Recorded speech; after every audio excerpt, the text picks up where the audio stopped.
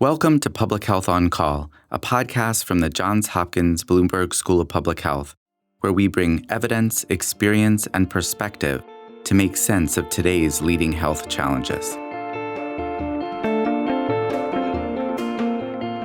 If you have questions or ideas for us, please send an email to publichealthquestion@jhu.edu. That's publichealthquestion@jhu.edu for future podcast episodes.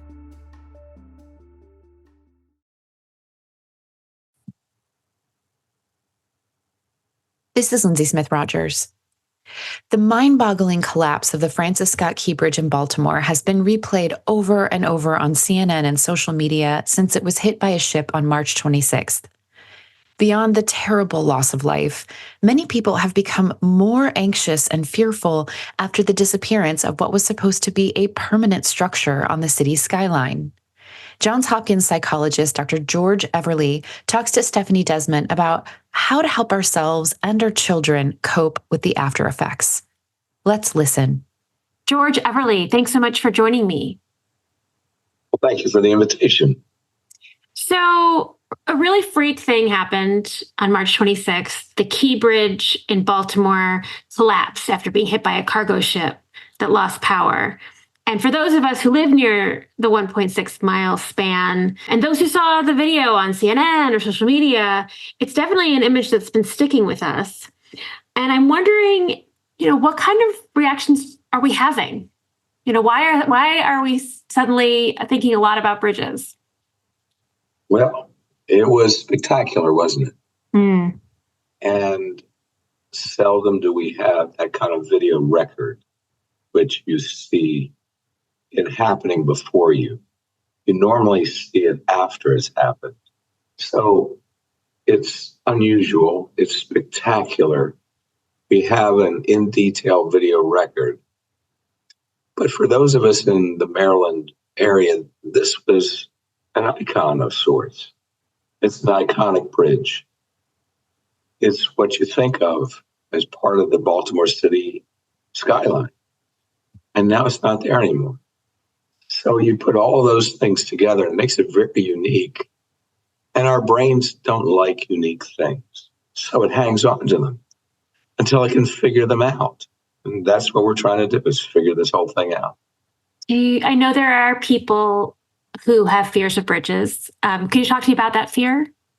So fear of bridges can be generated from a lot of different things, but this is certainly a candidate for that. There are certain things in life that we just have to trust. We just have to rely on. We fly in an airplane and we hope and we trust that it's not going to fall out of the sky. We go over bridges. We hope and we trust that they're not going to collapse. We become so used to that trust that we don't think about it. We can't think about it, especially those of us that travel. I travel a lot. I can't worry about, is the airplane going to fall out of the sky? Otherwise, I probably wouldn't travel. I don't take a look at the crash record of every airline. I don't take a look at how well bridges were built, frankly, mostly because I wouldn't know what I'm looking at anyway. So we put trust in these things. We put trust in institutions. What happens when one of those things we trust, in effect, and I use this term gingerly, small b, betrays us? Our trust has been betrayed. Then all of a sudden we put on the brakes and we say, wait a minute, maybe I've been putting my trust in something that I shouldn't be trusting. Maybe I should be paying more attention. And as I do, I become more wary. I become less willing to take what we now see as risks that weren't really risks before. And then a whole host of psychological sequelae of avoidance, bridge phobias, et cetera, develops. There are a lot of people who have these phobias already. I know that, for example, to get across the Bay Bridge here in Maryland, across to the Eastern Shore, which is a longer bridge, many people are so afraid that they hire a service to drive them across the bridge. But it's not just those people who are feeling the impact. No, not at all. Again, I think what we do is we trust things. We do things that we don't think are risky. And then for those of us who are a little on the risk averse side, all we're doing is we're looking for an excuse to not take risks. And a bridge collapsing gives us that excuse. It says, well, maybe I should have been paying more attention to this. Maybe I shouldn't have been trusting. Maybe I should have been taking alternative routes. If there are any of us on the cusp of being risk averse, this will put us over the top. And what will the consequences be?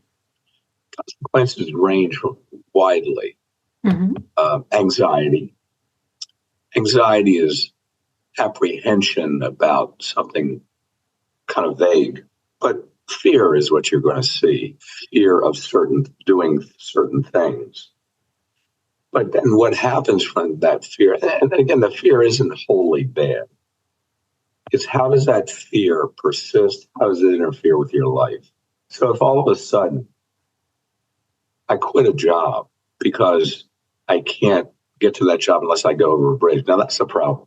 Healthy apprehension is fine. Being risk averse can be fine, depending on where you live and what you do. But as soon as your fear turns into behaviors that interferes or impairs your life, then that's a problem. And we have all kinds of fancy names for it. There's a famous opening scene in Charlie Brown, 1965, Charlie Brown Christmas, where poor little Charlie Brown is being interviewed by Lucy, and she has a long list of phobias. So we have all these fancy names. It's when these avoidances interfere with our lives that we really should probably get some professional assistance. I know you've used the phrase psychological contagion. Can you tell me what that is? A number of things are contagious. We think of viruses being contagious. We can communicable diseases, if you will. We don't think, however, of emotions being contagious. One of the things that the social psychologists taught us decades ago was that people learn through observation. And when we observe a bridge collapsing, that has the most direct effect. But what if all of a sudden all my friends are talking about is kind of a vicarious exposure? And what we know is that sometimes our imaginations are far worse than reality. Panic is contagious. Suicide is contagious. Depression can be contagious. And certainly watching a bridge collapse over and over and over again can turn fear into a contagious phenomenon. We saw it in the World Trade Center, where not just children, but adults as well, became fixated on the image of the collapsing building. And the epidemiologists there told us it engendered a variation of what we call post-traumatic stress disorder. So there's a very severe psychiatric disorder being engendered by images. Ultimately, the airwaves, the media become the vector for the contagion. Should we be avoiding the media? Should we not be wanting to read everything about this collapse? If you are one of those people that you're inherently risk averse, these things worry you, I would certainly limit my exposure to them. But adults are adults. They can do what they want. Children are the most vulnerable. One of the things we learned from 9/11 is that you should definitely limit children's screen time as best you can. Although, every 10-year-old now has a cell phone and they can look at whatever they want to look at, I guess. But those images can become almost indelible. So I would, if I were a parent, my children are grown, but if I had young children, I would do my best to limit screen time with the understanding that it's probably a fool's errand. I probably can't do it anymore. So what am I going to do? I'm going to sit down with them and I'm going to have a chat about the bridge, about screen time, and how they can create a situation that is beyond a healthy curiosity. It can be almost addicting, fixating. If parents aren't talking to children, it means children are talking to children, which is not always a good formula. And children's imaginations can run wild. Not to say adults can't, but the difference is adults have a wide array of coping mechanisms available to them that children simply do not. Children in times like this need someone that they can look to that provides them a sense of confidence, a sense of safety, a sense of support. So if I say that about children, is that not true of all of us? If something really bad happens, we look to authorities. We're supposed to know something about this. So you and I are in a world of public health. And it seems very natural that people would look to authorities in public health and maybe structural engineering and whatever else to say, look, I don't want to worry about this. I'm a risk-averse person. I'm not a risk-averse person. I just want to know, is this evidence of something far worse? And then, of course, you always have folks that make things far worse than they have to be. Is this evidence of a collapsing national infrastructure? It's a fair question, but then it's up to authorities to get ahead of things as much as possible. There's a maxim in leadership. If the leader isn't leading, somebody else is, and it's usually the most distressed person. So I know that when my kids were little and bad things would happen, they would ask me questions and I would say, these things, I never wanted to say these things never happened because I didn't want to be a liar, but I would tell them how rare they were. Is that something that's reassuring? So to take the risk of oversimplification, we sometimes talk about a triune brain. We have a brainstem that keeps us alive. We have an emotional brain that resides largely in the limbic system. And then we have this rational brain that resides in the prefrontal cortical area. And we like to think that the prefrontal cortex kind of overrides the emotional brain. So in situations like you've mentioned, part of what we'd like to do is talk to the prefrontal lobe, the rational brain, and say, this was really bad, and it was tragic, and it was catastrophic for the families.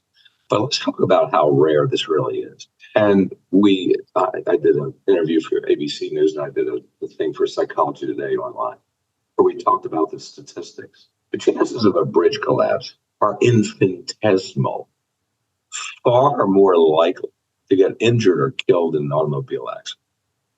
And yet we accept that. We just get in the car and drive.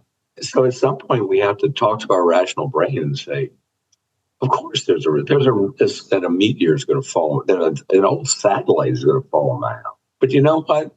I'm not moving outside the trajectory of old satellites just to make sure that doesn't happen. I'm willing to take that risk. Can people make themselves feel better? I saw somebody saying that they were getting, some tool to break their car window or to cut the seatbelts out. I mean, is that a rational response or is that an overreaction?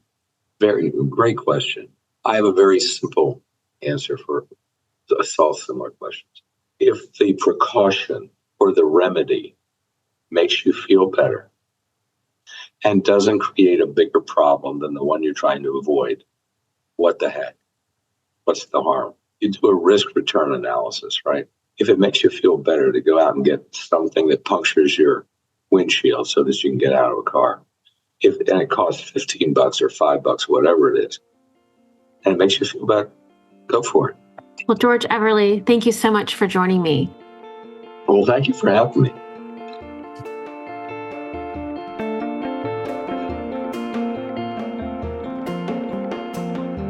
Public Health on Call is a podcast from the Johns Hopkins Bloomberg School of Public Health, produced by Joshua Sharfstein, Lindsay Smith-Rogers, Stephanie Desmond, and Grace Ceciri. Audio production by J.B. Arbogast, Holly Cardinale, Spencer Greer, Matthew Martin, and Philip Porter, with support from Chip Hickey.